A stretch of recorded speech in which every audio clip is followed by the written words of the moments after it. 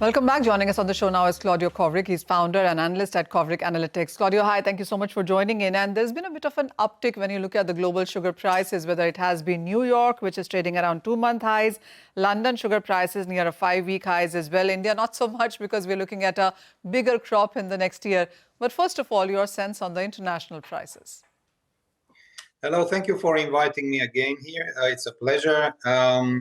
Yes, we have been bouncing up and down in the past weeks because the market doesn't really find either support to break through 17 cents.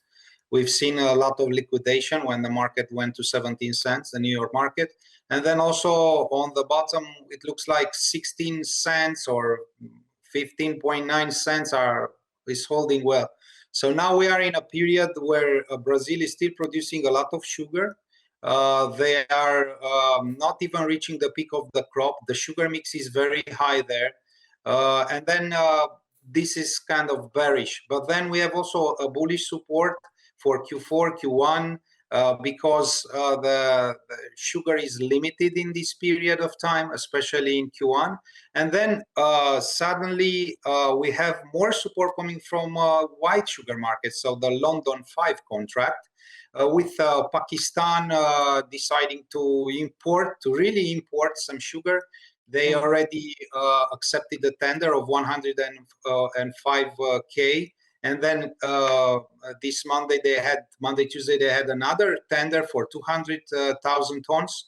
And then also they are collaborating with Azerbaijan. And then we've heard that about 85,000 tons were already committed from there. So we have more bullish news from the London market. Again, Bangladesh also now is open for 500,000 tons of white imports. So we had a lot of bullish news coming from the white sugar market. But you know, white sugar market is much smaller than the New York one, but is much more technical. And then when demand is reacting, we see it firstly in the London market.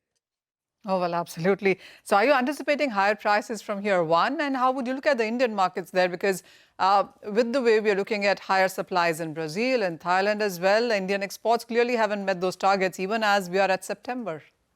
Yes. Now, why the Indian exports didn't meet the target? Because the Indian sugar was kind of trading above London.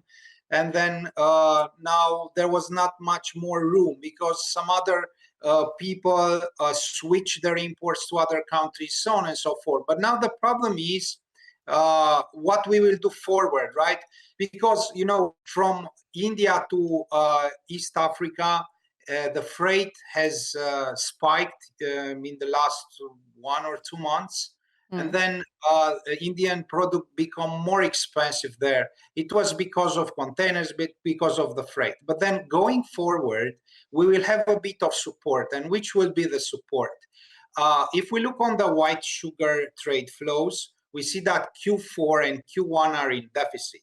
Now, with these extra imports coming from Pakistan, probably Bangladesh too, and other countries, then it will go even more in deficit. So Indian sugar will have a place to play there. When we think that Indian sugar exports will happen, maybe in Q1, right? A decision probably will not be taken earlier than December, Jan, Feb, okay? Maybe in January, like last year.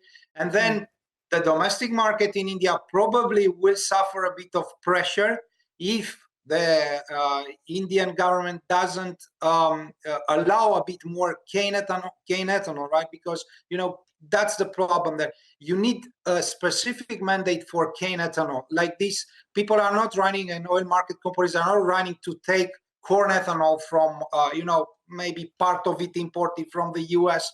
So give a chance to the sugar millers and then allow more to ethanol. In this case, if more than 4 million tons or maybe 4.55 million tons will be allowed to ethanol, will not have such a bearish situation. But if these quantities are not going to be allocated to ethanol, then we will have a bit more pressure on the domestic market, and people will jump into exporting for cheap.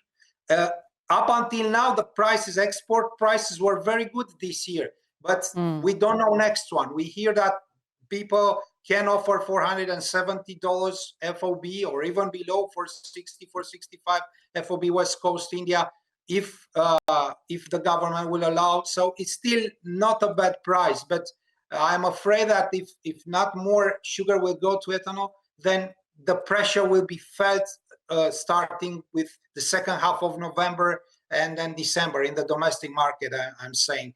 But the good point is that Indian sugar is needed in Q1. If Indian sugar will not come in Q1, then both Q1 and Q2 worldwide whites will be in deficit. So somebody will have to pay for Indian sugar in Q1 and Q2 if needed. Oh, absolutely. One word also on the Indian policies, as you're talking about, exports are going to be important, as you said in the Q1 there.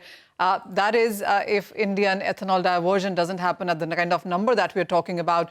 But, you know, the Indian millers and the associations also tell us that if there is no ethanol price revision, then it is going to be very, very difficult to start making those diversions into ethanol. So there are a lot of ifs and buts when it comes to the sector. Exactly, and that's why, okay, the sector, you know, the sugar sector and the ethanol sector is helped everywhere in the world. In the US, it receives help. Part of Europe receives help. So everywhere, I mean, I think the Indian government could help a bit this industry because this industry will last. And then, you know, it's much better to produce the ethanol locally than to import corn and then do ethanol. And in this kind of macro things that, okay, US is putting a big duty on Indian products, why wouldn't India maybe pay a bit more the cane ethanol, okay, and then give a chance to the domestic, to the Indian market, right? Because India is building up a very long program. India is in the market since the beginning of sugar, right? I mean, the word sugar has Indian roots. So that's the point, right? So maybe even if it doesn't come, it will allow a bit more exports. But then even the exports, we have in our trade flows about 1.8 million tons of Indian exports in 2026. And this is white sugar, net of refined sugar, right?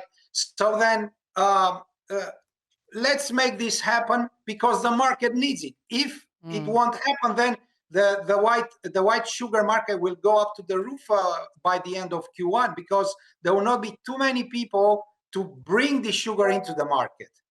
Oh, well, there's a lot of ifs and buts there and concerns arising when it comes to sugar there.